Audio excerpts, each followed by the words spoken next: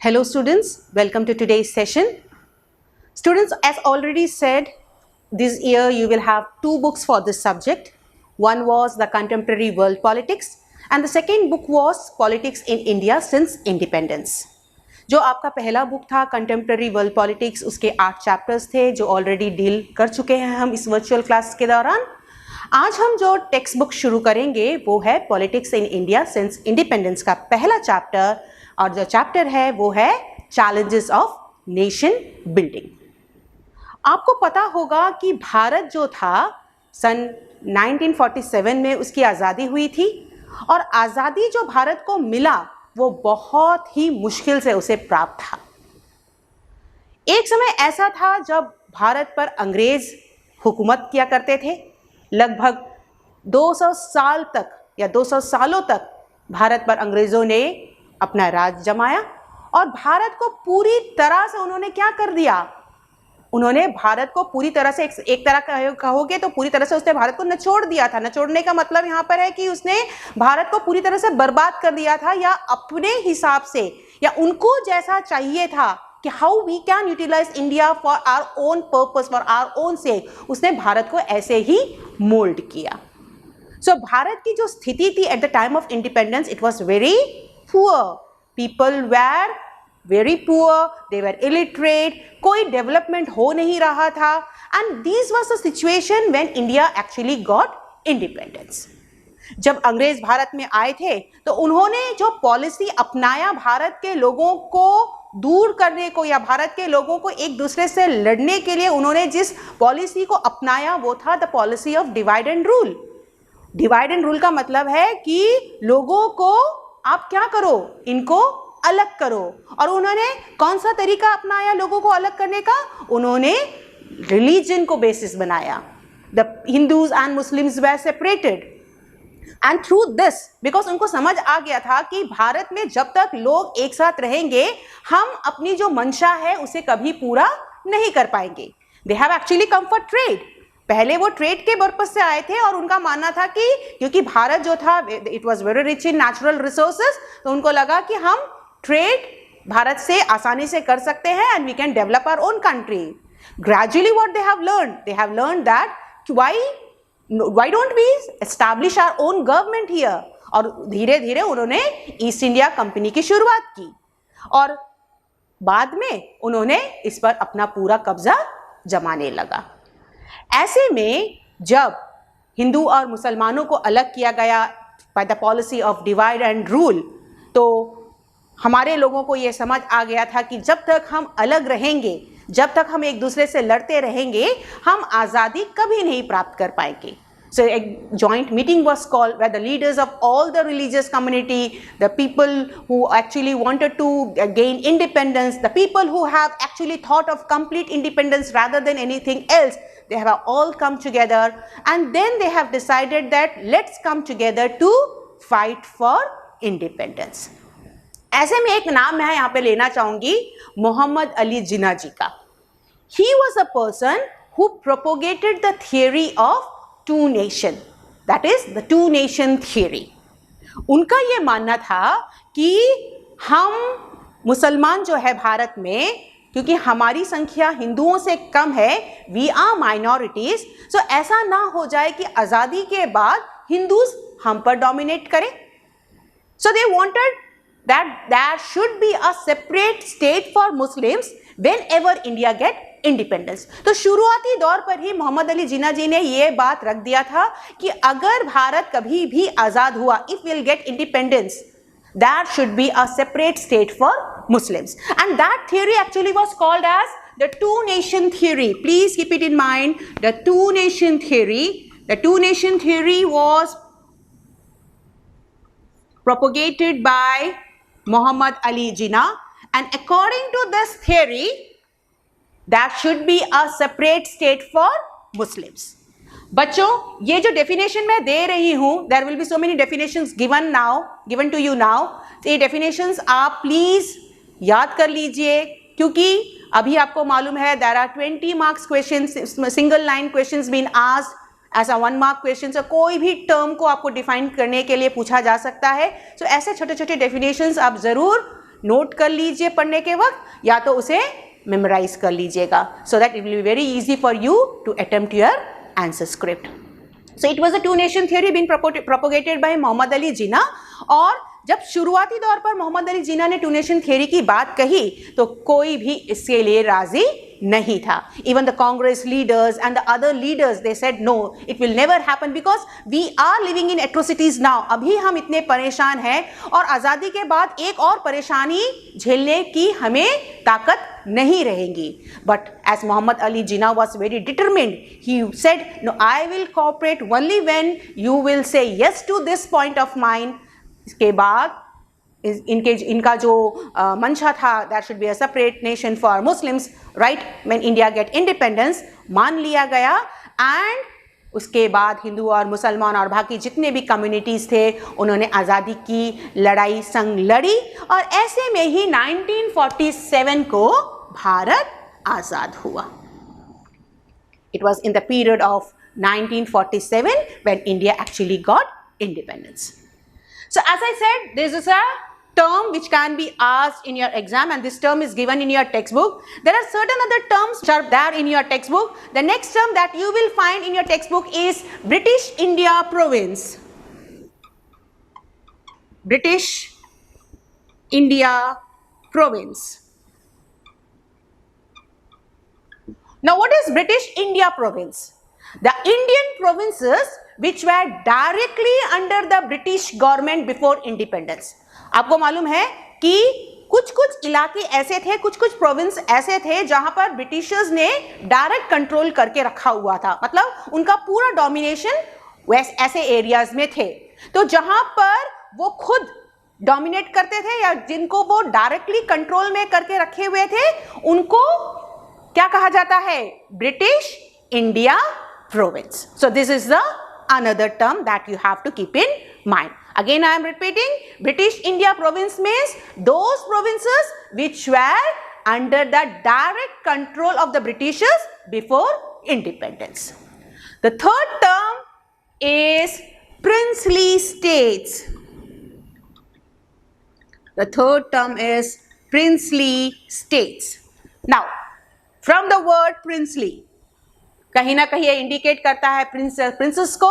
जैसे मैंने कहा, कुछ areas under the direct control of Britishers थे, लेकिन कुछ एरियाज ऐसे भी थे या कुछ ऐसे प्रोविंसेस थे जहां पर राजा या रानी क्या करते थे?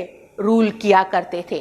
So princely states are states or provinces which are ruled by princes or prince, and those prince or princess enjoyed some form of control over their own state's internal affairs. जो देश की अंदरूनी जो मामले होते हैं ना, जो इंटरनल अफेयर्स होते हैं, उन पर प्रिंस और प्रिंसेस का डायरेक्ट कंट्रोल हुआ करता था, लेकिन वो भी ब्रिटिश सुप्रीमेसी के अधीन. दैट मीन्स वो जो भी करेंगे, they have the power to control their own state's internal affairs. But if you talk about the law and order, if you talk about taking some other vital decisions, those decisions will be taken only with the permission of the British government. So ऐसे में there were about 565 princely states in India before independence. How many? There were 565. This question is always asked in the examination. How many princely states were there in India before independence? So you have to make a note of this. There were 565 princely states under the control of Britishers. The next term that you are going to deal now is Razakars. Now who are Razakars?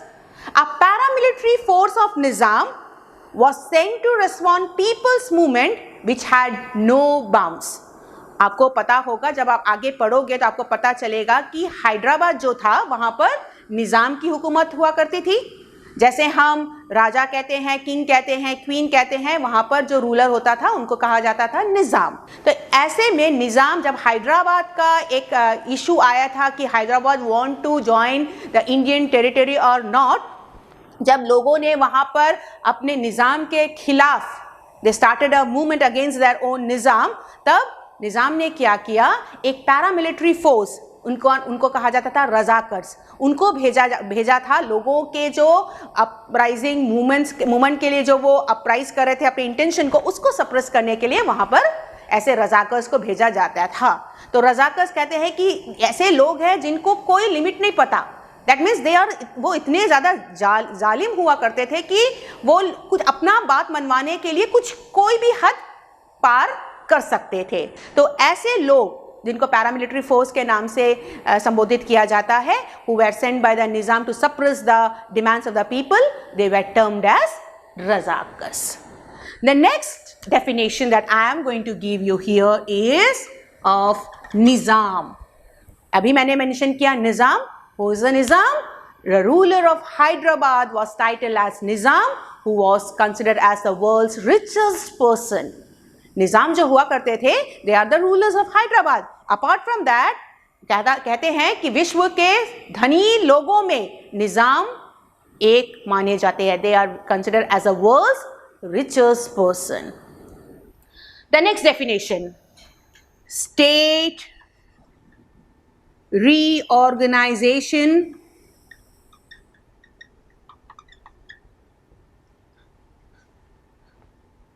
commission.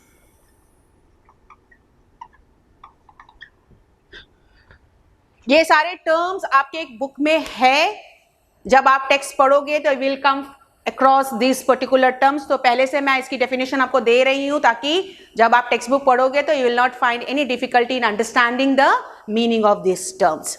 State Reorganization Commission, it was a commission appointed during the period 1953 to look into the matters of redrawing the boundaries of states. आप अगर आप world India के map को देखोगे तो you will find boundaries, isn't it? There are state boundaries. तो कौन सा इलाका कौन सा होगा, where will be the boundary of that particular state, कैसे उसको ड्रॉ करना है, कितना एरिया एक स्टेट के कंट्रोल में रहेगा. So this commission was actually assigned with the task of redrawing boundaries. So that is the State Reorganization Commission formed in 1953. और मैं आपको बता दूं कि ये State Reorganization Commission ने 1956 में अपना रिपोर्ट दिया था और उन्होंने कहा कि why don't we make language as the basis of reorganizing the country. So language के बेस में भारत को क्या किया गया, डिवाइड किया गया. You will find it later. And the last term that I am going to deal here is tryst with destiny. Very, very important term. Tryst with destiny. Now, what is tryst with destiny? You know, we got our independence on 15th of August 1947. And on that particular date, that is 14th and 15th के midnight में हमारे जो interim government हम लोगों ने जो form किया था उसके जो पहले प्रधानमंत्री थे पंडित जवाहरलाल नेहरू जी ने अपने देश के लोगों को एड्रेस किया. He has addressed the people of the country of India on the midnight of 14th and 15th of August 1947. और उस समय कॉन्स्टिट्यूएंट असेंबली में जो स्पीच पंडित जवाहरलाल जी ने दिया उसे ट्रिस्ट विद डेस्टिनी कहा जाता है. So tryst with destiny is the first speech of the first Prime Minister of India, Pandit Jawaharlal Nehru, at the midnight on 14th-15th August 1947. And this speech was given by him in a special session of the Constituent Assembly. So these are certain definitions that you have to learn in this particular text. And now I wish आप इसका एक screenshot ले लीजिए so that you can have a copy of it. Now students, let us come back to the topic. As I said, today we are going to deal with the first chapter, that is challenges of nation building. आपको बता दूं कि जब भारत आज़ादी का जंग लड़ रहा था, when we were struggling for Indian independence, आज़ादी से पहले ही हमारे जो फ्रीडम फाइटर्स है या जो लोग हैं जो आज़ादी के दौर में आगे थे बहुत ज़्यादा, वे उनका जो बड़ी भूमिका थी उस समय, उन्होंने पहले से ये तय कर लिया था कि जब भी भारत आज़ाद होगा we will work on two principles. We will work on two principle. हमारा दो सिद्धांत मुख्य तौर पर हम इसको मानेंगे. पहला जो सिद्धांत है वो है डेमोक्रेटिक सेटअप. Democratic setup. इसका मतलब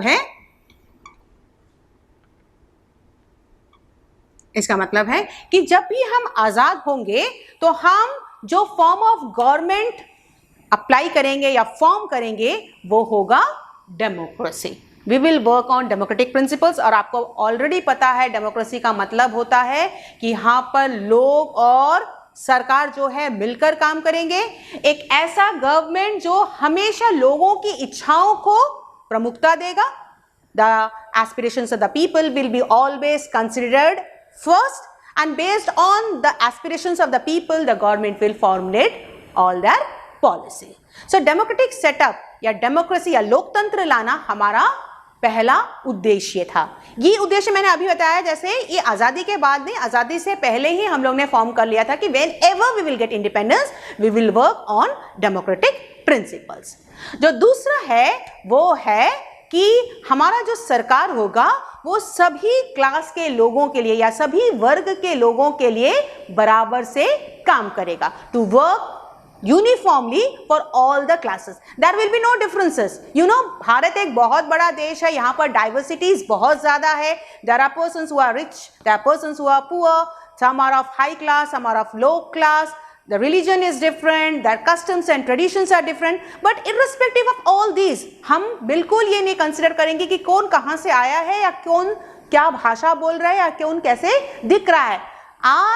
We will matter about the fact is that all are Indians and they should be provided with equal opportunities. So this is what we will consider. So सभी लोगों के लिए एक समान कानून या एक तरह के policies will work for the upliftment of all the people living in the country. So that was the second principle that was being formed right before India got its independence.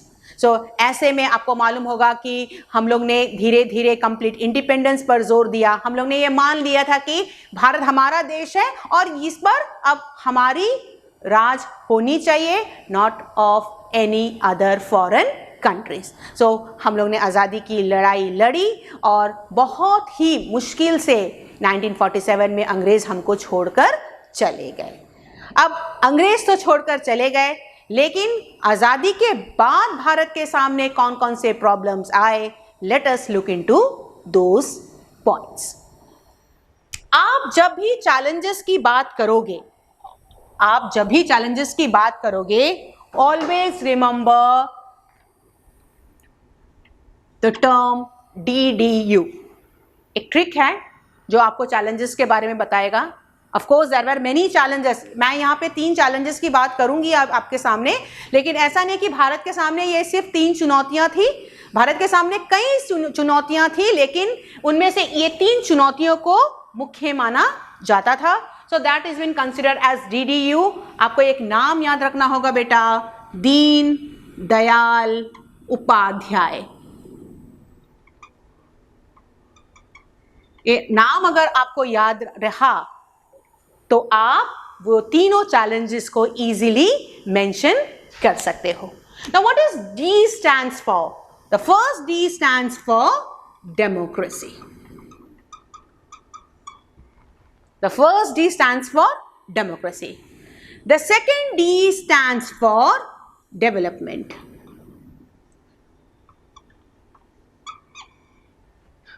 The second D stands for development, vikas. And the third term, or the third word, the alphabet U stands for unity. So ये जो 3 challenges थे, ये सबसे important challenges थे जो India face कर रहा था। Now let us look into the first challenge. Whenever we will deal with this particular topic, keep it in mind, the first challenge that we'll talk about is unity in diversity. Is unity in diversity. Bharat एक ऐसा देश है जहां पर विभिन्नताओं की कोई कमी नहीं है। अलग भाषा के लोग, अलग रहन सहन के लोग, अलग बोली बोलने वाले लोग, there are people with different customs and traditions. There are people who look different. There are people of different sex or class. There is differences everywhere. But हमको करना क्या है? We have to bring about unity among the people. और इतने बड़े देश में एक एग्जाम्पल मैं देना चाहूंगी आपको. कहते हैं कि all the fingers are not the same. आपका एक हाथ है और यहाँ पे 5 उंगली एक समान नहीं है, और अगर आप कोशिश भी करोगे तो आप ज्यादा देर तक इसको समान नहीं रख पाओगे. Can you do this? No, isn't it? और ऐसे में इतने सारे लोगों को एक साथ एक छत के अंदर रखना, इट साउंड्स वेरी इजी, लेकिन प्रैक्टिकली ये एक बहुत बड़ा चैलेंज इंडिया के सामने था eight the time of independence. So unity in diversity was considered as the foremost important challenge that India has faced at the time of independence. Second है to establish democracy. To establish democracy. As I said, हम लोग ने आजादी से पहले ही democracy पर जोर दिया. We always wanted to have democracy in our country. हम लोग ने किसी और फॉर्म ऑफ गवर्नमेंट के बारे में सोचा ही नहीं. अब डेमोक्रेसी में तभी सक्सेस पाया जा सकता है जब लोग और सरकार मिलकर काम करेंगे. अब फिर मैं बताऊंगी कि आप एक व्यक्ति को अपने आइडियाज पर, मतलब if you give an idea and if you ask someone to follow your idea, it will be quite easy for you, but when you will ask certain people, a group of 10 people to agree to what you say, it's quite difficult, isn't it? 10 लोगों को एक मत के लिए तैयार करना, it's not an easy task. तो ऐसे में इतने लोग, उसी समय हमारे पास कुछ करोड़ों लोग थे, population of India was quite high during that period, और इतने लोगों को एक फॉर्म ऑफ गवर्नमेंट करने के लिए राजी करना, it was again not an easy task. तो डेमोक्रेसी हमको एस्टैब्लिश करना ही है, because we have never thought of any other alternative. लेकिन डेमोक्रेसी एस्टैब्लिश करेंगे कैसे? क्योंकि डेमोक्रेसी एस्टैब्लिश करने का मतलब है कि सभी लोगों को पहले एक मत में राजी करना. Okay, so that was again a biggest challenge. And third one was development. And here we are talking about economic development. क्योंकि ऑलरेडी जब अंग्रेज थे भारत में, अंग्रेजों ने जिस तरह से भारत पर राज किया, जिस तरह से उन्होंने भारत के रिसोर्सेज को एक्सप्लॉइट किया, at the time of independence, we were almost poor. Poverty में हम पूरी तरह से फंसे हुए थे. हम कहते हैं ना कि भारत जो था गरीबी के मकड़ जाल में फंसा हुआ था, और वहां से अपने आप को अपलिफ्ट करना. Here I am talking about economic development. Why? Because आपको मालूम होगा कि economic development give rise to all other developments. अगर किसी देश का इकोनॉमिक डेवलपमेंट है, if the country is able to prosper, ठीक है, तो बाकी जितने भी डेवलपमेंट्स होंगे वो साथ साथ चलता रहेगा. So the third challenge that India faced was to bring about development. और कैसे डेवलपमेंट को लाया जाए, क्या करे जिससे कि डेवलपमेंट हो, क्या करे ऐसे कि जिससे कि हमारा स्टैंडर्ड ऑफ लिविंग या हमारा देश का जो विकास है वो आगे बढ़े. तो ये जो 3 चैलेंजेस है बच्चों, इसके बारे में आप एक एक करके आने वाले चैप्टर्स में पढ़ोगे. So these 3 challenges are given in the next 3 lessons of your textbook. So here, as I said, unity and diversity, that you will deal in this particular chapter.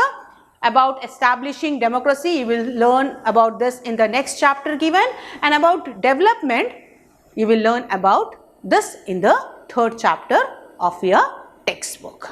Now बच्चों, let us look into the problem of partition. मैंने बता दिया थे कि आज़ादी हमको मिल गई 1947 को. आपको पता होगा कि भारत की आज़ादी हुई थी 15th of August 1947 में, और उससे एक दिन पहले जो देश आज़ाद हुआ था वो था Pakistan. And Pakistan got its independence on 14th of August 1947. आज़ादी के बाद अब अमल में क्या करना था? The theory propagated by Shri Mohammad Ali जिन्ना. उसने पहले से ही बता दिया था कि जब भी भारत आज़ाद होगा, there should be a separate nation for Muslims. अब समय आ गया था कि उस पर अमल किया जाए. It was not very easy to divide a country into two parts. कैसे हम करें, क्या करें, ऐसे क्या करें जिससे कि हम भारत को दो भागों में बांट दें. So a decision was taken कि जहाँ जहाँ पर मुसलमानों की संख्या ज़्यादा है, wherever the Muslims are in majority, those part will be considered as Pakistan and the rest of the part will be considered as India. लेकिन जब हम लोग ने इस पर अमल किया तो देखा कि भारत का कोई भी इलाका ऐसा नहीं है जहां पर मुसलमान जो है वो बहुसंख्यक है. मतलब एक भी इलाका यहाँ ऐसा नहीं है जहां पर मुसलमानों की संख्या ज़्यादा है. तो at the end what we have done, we have found two parts of India where Muslims were in majority. तो भारत को, पाकिस्तान को दो भागों में डिवाइड कर दिया गया था. एक था ईस्ट पाकिस्तान और दूसरा जो था वो था वेस्ट पाकिस्तान. और उसके बीच का जितना एक बहुत बड़ा एरिया जो था वो भारत कहलाया. ठीक है. तो ऐसे में पार्टीशन हुआ. तो at the time of partition आपको बता दूं कि लोगों की जो हालत थी इसके बारे में शायद कोई भी कुछ बयान नहीं कर सकता, बिकॉज आज़ादी मिल गई लेकिन जो दर्द था लोगों का बंटवारा का वो लोग सहन नहीं कर पा रहे थे. आज़ादी के दिन लोगों को ये पता नहीं था whether they are living in a part of India or they are in Pakistan. जहाँ पर मुसलमान रह रहे थे, द एरिया जहाँ पर हिंदू मतलब इंडिया है, अगर वहाँ पर मुसलमान रह रहे हैं ज़बरदस्ती उनको मारकर भगाया जा रहा था. और अगर मुसलमानों के एरिया में अगर हिंदू है या सिख है या बाकी किसी रिलीजन के लोग रह रहे हैं उनको वहाँ से भगाया जा रहा था. तो the situation was quite pathetic. मतलब इतना दर्दनाक एक माहौल उस समय भारत के सामने था जिसके बारे में अगर कोई भी आज भी बयान करता है तो उसकी रोंगटे खड़ी हो जाती है. It was so pathetic. So this is how at the time of independence India struggled with dividing India into two parts or into two countries. आज़ादी तो हो गई थी, डिसीजन ले लिया गया था कि जहां पर हिंदू ज़्यादा होंगे वो भारत में रहेंगे और जहां पर मुसलमान ज़्यादा रहेंगे वो पाकिस्तान में रहेंगे. ये था decision about two particular community, Hindus and Muslim. What about the others? वहाँ पे उस समय सिख रहते थे, वहाँ पर पारसीज हुआ करते थे, वहाँ पे बाकी कई दूसरे रिलीजन के लोग रहा करते थे. तो उनका क्या?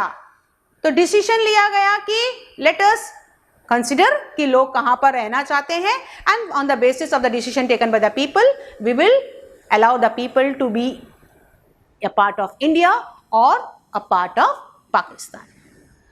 अब प्रॉब्लम जो नया आया वो था अबाउट द 565 प्रिंसली स्टेट्स. ये डिसीजन तो ले लिया गया. अब ये प्रिंसली स्टेट्स या रजवाड़े जिसको कहा जाता है ये कहाँ जाएंगे? तो उनके लिए जो डिसीजन था it was again the same कि let them decide whether they want to be a part of Indian territory और they want to join Pakistan. So ऐसे में बहुत सारे रजवाड़े थे जो थे उन्होंने अपनी सहमति से इंडियन टेरिटरी को ज्वाइन किया.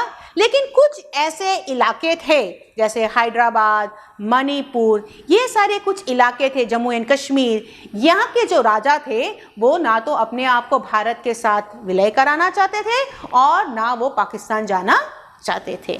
सो ये जो पार्टीशन का प्रॉब्लम था या जो रजवाड़ों का प्रॉब्लम था एक बहुत बड़ा प्रॉब्लम हमारे सामने उस समय था.